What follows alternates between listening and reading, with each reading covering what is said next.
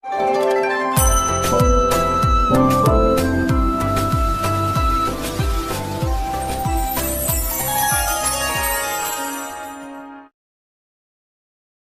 जगन्नाथ मु दिवाकर दास आपण मानक प्रणाम करुचे। महापुरुष जशवंत दास 600 वर्ष तले कलिर आगत भविष्य लिखिते आ गोटे पर गोटे सत्य हो चली आउ एबे विज्ञान जंत्रपाति को अत्यधिक व्यवहार हेतु मनीष कौन होउछि ना निजर स्मरण शक्ति हरई बसुछि जहाँकि टीवी इंटरनेट बार आपण माने व्यवहार करबा हेतु मनुष्यर मानसिक अवस्था बहु परिमाण रे तळु तळु गलानी।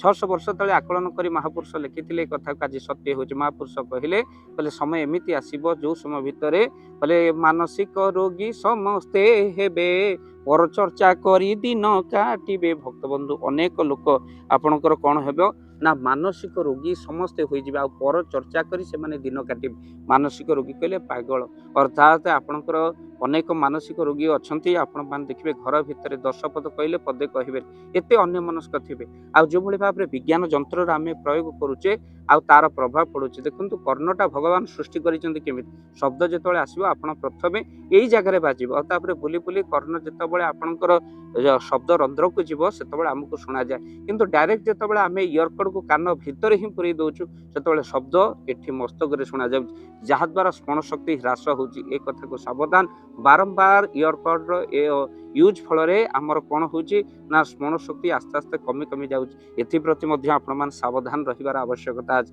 खाली सेतिके नुहे पिला माने एबे अभ्यस्त हो गलेनी इयरकड कान रे देकी घंटा घंटा धरी गपिबा किछु मोबाइल रे देखिबा जहा द्वारा मध्य स्मरण शक्ति आस्ते आस्ते कमी जाउची। जणे हमकु डाकुची परिवार लोक किंतु आमे अन्य मनस्क होची ता कथा को आमे कोन ना से वयोज्येष्ठ लोक हेले मध्य ता कथा आमे सुनिबा अवस्था रे नाही कारण आमे सुनुचो अलगा जिंस जहा द्वारा तांको मध्य अपमान बोध होउची आ ता कारण हेउची ए इयरकड कान भितर आमे माने गेंजी की ही रखिले जा फल रे अन्य मानक असम्मानित होउचंत सेति प्रति ध्यान आपण माने निहाती भाव रे दियंतु। आउ तर सहित मध्य मानसिक रोगी समस्त हेबे पर चर्चा करी दिन काटिबे अर्थात देखुन जहा को देखिबे केवल पर चर्चा ही करूचंत परमात्मा चर्चा छाड़ी आ जा द्वारा मानसिक रोगी समस्त होउचंत। आ एही मानसिक रोगी रोगर कारण आपणकर अनेक रहिछि जाकी निदर कम हवा अनेक लोक एबे शोउ नांती कहीं आपण को एबे शोउ नांती माने देखंतु पेचा भली समस्त हो गले पेचा रात्रि रे जागृत हुए दिन रे सुए किंतु एमित समय आसीबो महापुरुष लिखिथिले दिन रे सोइबे रात्रि रे चेइबे बदली जीव समय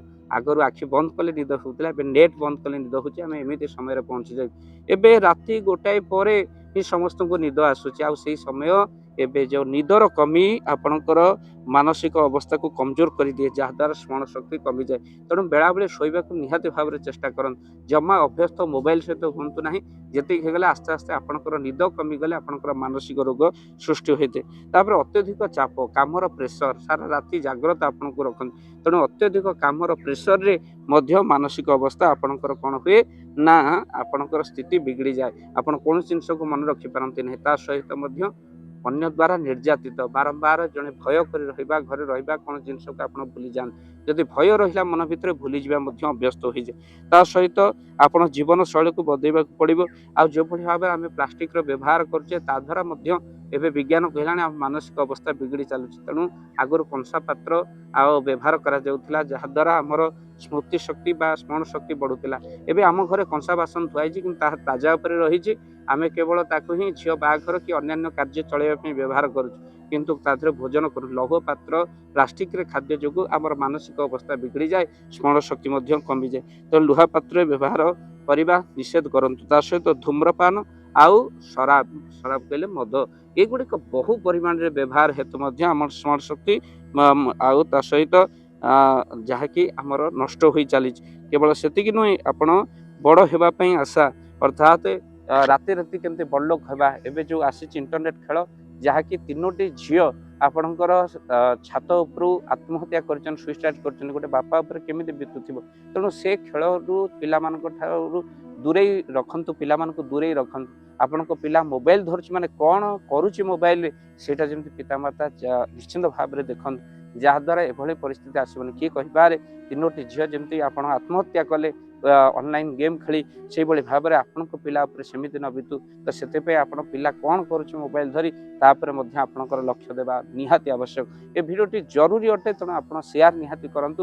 ଆଉ ପିଲାମାନଙ୍କର ପାଠ ପଢ଼ୁଛନ୍ତି, ସ୍ମରଣ ଶକ୍ତି ମଧ୍ୟ କମିଯାଉଛି, ତାହାର କାରଣ ମଧ୍ୟ ଏହି ଅନଲାଇନ୍ ଗେମ୍। ତେଣୁ ସେଥିପାଇଁ ମଧ୍ୟ ଆପଣ ସତର୍କ ରହିବା ସହିତ ଆପଣଙ୍କୁ ରିକ୍ୱେଷ୍ଟ ରହିଲା ଏ ଭିଡ଼ିଓକୁ ସେୟାର କରନ୍ତୁ। ଆଉ ଯେଉଁ ପିଲାମାନେ ମୋ ଭିଡ଼ିଓକୁ ଦେଖୁଛନ୍ତି ବା ଆପଣମାନେ ମଧ୍ୟ ନିଜ ପିଲାଙ୍କୁ ଦେଖାନ୍ତୁ, ତାଙ୍କୁ ରିକ୍ୱେଷ୍ଟ କରୁଛି ଆସ୍ତେ ଆସ୍ତେ ସେ ମୋବାଇଲ ଠାରୁ ଯେଉଁ ରହିଛି ମାୟା ମମତା ମୋବାଇଲରେ ହିଁ ମଜିକି ରହୁଛନ୍ତି, ଆସ୍ତେ ଆସ୍ତେ ତା ଦେହରୁ ଆପଣ ସମ୍ପର୍କ ହଟାନ୍ତୁ। ଯେତିକି ଆବଶ୍ୟକ ସେତିକି ଆପଣ ଅତି ଆବଶ୍ୟକ କଲେ ମୋବାଇଲରେ ୟୁଜ୍ କରନ୍ତୁ। କିଛି ସମୟ ଗୋଟିଏ ମାସ ଆପଣ ଯେମିତି ଉପବାସ ଏବେ ଅନ୍ନ ଡାଲମାର ଆଉ ନାହିଁ, ଆଉ ଉପବାସ ଏବେ ମୋବାଇଲର ହେଇପଡ଼ିଲାଣି। କାହିଁକିନା ଓଷା ବ୍ରତ କହିଲେ ଆପଣ ଯେଉଁଥିରେ ଆକ୍ୱାଣ୍ଟେଡ୍ ତାକୁ ଛାଡ଼ିକି ଓଷା କରନ୍ତୁ, କିନ୍ତୁ ମୋବାଇଲରେ ଏତେ ଆକ୍ୱାଣ୍ଟେଡ୍ ହେଲାଣି ମୋବାଇଲ ଛାଡ଼ିକି ଓଷା ଆପଣ କରନ୍ତୁ। ମୋ କାର୍ଯ୍ୟକ୍ରମକୁ ଆପଣ ମୋବାଇଲରେ ଦେଖୁଛନ୍ତି, ସେ କଥା ପାଇଁ ମୁଁ ଆପଣଙ୍କୁ କହୁଛି ଯେତିକି ଆଧ୍ୟାତ୍ମିକ ଜିନିଷ ଆପଣ ମୋବାଇଲରେ ଦେଖନ୍ତୁ, କିନ୍ତୁ ତାପରେ ବି ଆପଣ ମୋବାଇଲ ଠାରୁ ବୃଥା ଜିନିଷ ଦେଖିବା, ଅଯଥାରେ ଗେମ୍ ଖେଳିବା ଏଗୁଡ଼ିକ ଠାରୁ ପିଲାମାନଙ୍କୁ ଦୂରେଇ ରଖନ୍ତୁ। ଆପଣମାନଙ୍କୁ ନିଶ୍ଚିନ୍ତ ପିଲାମାନଙ୍କୁ ମଧ୍ୟ ଅନୁରୋଧ ରହିଲା ପାଠ ପଢ଼ାରେ ଯେତିକି ମନ ଦେଉଛନ୍ତି ଆପଣମାନେ ଦେବା ସହିତ ବାପା ମାଆଙ୍କ ପ୍ରତି ଗୁରୁଜନମାନଙ୍କ ପ୍ରତି ଭକ୍ତି ଆପଣଙ୍କର ନିହାତି ପିଲାମାନଙ୍କ ରହିବା ଦରକାର। ପ୍ରତ୍ୟେକ ଦିନ ସକାଳେ ବାପା ମାଆଙ୍କୁ ପ୍ରଣାମ କରନ୍ତୁ। ତା ସହିତ ତ୍ରାଟକ ଯୋଗ ଯାହା ୟୁଟ୍ୟୁବରେ ରହିଛି ତାକୁ ଅଭ୍ୟାସ କରନ୍ତୁ। ତା ସହିତ ଶୀଘ୍ର ଶୁଅନ୍ତୁ, ଶୀଘ୍ର ଉଠନ୍ତୁ। ବେଶୀ ଆପଣ ମାଛ ମାଂସ ପ୍ରତି ଲାଳସା ରଖନ୍ତୁ ନାହିଁ, ବା ଯେଉଁ ରହିଛି ଆପଣଙ୍କର ନନଭେଜ୍ ଖାଦ୍ୟ ତା ସହିତ ପିଲାମାନେ ବେଶୀ ଆକ୍ୱାଣ୍ଟେଡ୍ ହେଉଛନ୍ତି ତାଠୁ ମଧ୍ୟ ଦୂରେଇକି ରୁହନ୍ତୁ। ଅତ୍ୟଧିକ ରାଗିବା, ବାପା ମାଆଙ୍କୁ ଭୁଲ ବୁଝିବା ଏସବୁ ପିଲାମାନେ ଯଦି କରୁଛନ୍ତି ତାଦ୍ୱାରା ମଧ୍ୟ ମାନସିକ ସ୍ଥିତି ବିଗିଡ଼ିଯାଏ। ଯେତେ ଆପଣ ଭଲ ପାଠ ପଢ଼ିଲେ, ଯେତେ ଯାହା କଲେ ମଧ୍ୟ ଆପଣଙ୍କର କେବେ ବି ମଙ୍ଗଳ ହେବନି ପିଲାମାନଙ୍କର ଯଦି ବାପା ମାଆଙ୍କ ଆଶୀର୍ବାଦ ନ ରହେ। ତ ସେଥିପାଇଁ ଏ ଭିଡ଼ିଓକୁ ପିଲାମାନଙ୍କୁ ହିଁ ଦେଖାନ୍ତୁ। ପିଲାମାନଙ୍କୁ ଅନୁରୋଧ ରହିଲା ବାପା ମାଆଙ୍କୁ ଭକ୍ତି କରନ୍ତୁ, ପାଠ ପଢ଼ନ୍ତୁ, ତା ସହିତ ଈଶ୍ୱର ଭକ୍ତି ମଧ୍ୟ କରନ୍ତୁ, ଯାହାଦ୍ୱାରା ଆପଣଙ୍କ ସ୍ମରଣ ଶକ୍ତି ବହୁ ପରିମାଣରେ ବଢ଼ିବ। ଯେଉଁମାନଙ୍କୁ କ୍ରୋଧ ମଧ୍ୟ ଆସୁଛି ସେମାନେ ମନେ ରଖିଥାନ୍ତୁ, ଉପାୟ କରୁଛି ଛୋଟ ଛୋଟ ପିଲା ଏବେ ବେଶୀ ଚିଡ଼ୁଛନ୍ତି, ରାଗୁଛନ୍ତି, ତାଦ୍ୱାରା ଆପଣଙ୍କର ବହୁତ ସମୟ ନଷ୍ଟ ହେଉଛି, କ୍ଷୟକ୍ଷତି ମଧ୍ୟ ହେଉଛି। କାହିଁକିନା କ୍ରୋଧ ବାତ୍ୟା ଦୁଇଟାକ ଏକା ଭଳି, କ୍ରୋଧ ଗଲା ପରେ କ୍ଷୟକ୍ଷତି ହିସାବ ହୁଏ, ବାତ୍ୟା ଗଲା ପରେ କ୍ଷୟକ୍ଷତି ହୁଏ। ଆପଣ ପାଣି ଗ୍ଲାସଟିଏ ନିଅନ୍ତୁ, ଆଉ ତା ଦେହରେ ଆପଣ ଓମ୍ ନମଃ ଶିବାୟ ଏ ମନ୍ତ୍ରକୁ ପାଠ କରି 21 ଥର ସେ ପାଣିକୁ ଫୁଙ୍କ ମାରନ୍ତୁ। ତାପରେ ସେ ପାଣିକି ପିଇ ଦିଅନ୍ତୁ। 21 ଥର ଅଭ୍ୟାସ କଲା ପରେ ଆପଣଙ୍କର କ୍ରୋଧ ଆସ୍ତେ ଆସ୍ତେ କମିଯିବ। ବଡ଼ ହେଉ ବା ଛୋଟ ଛୁଆ ହେଉ ଏଇ ନିଶ୍ଚିନ୍ତ ଭାବରେ ଅଭ୍ୟାସ କରନ୍ତୁ। ଭିଡ଼ିଓକୁ ସେୟାର କରନ୍ତୁ, ଆଉ ଚ୍ୟାନେଲରେ ଯଦି ନୂଆ ଚ୍ୟାନେଲକୁ ସବସ୍କ୍ରାଇବ୍ କରିଦିଅନ୍ତୁ। ଜୟ ଜଗନ୍ନାଥ।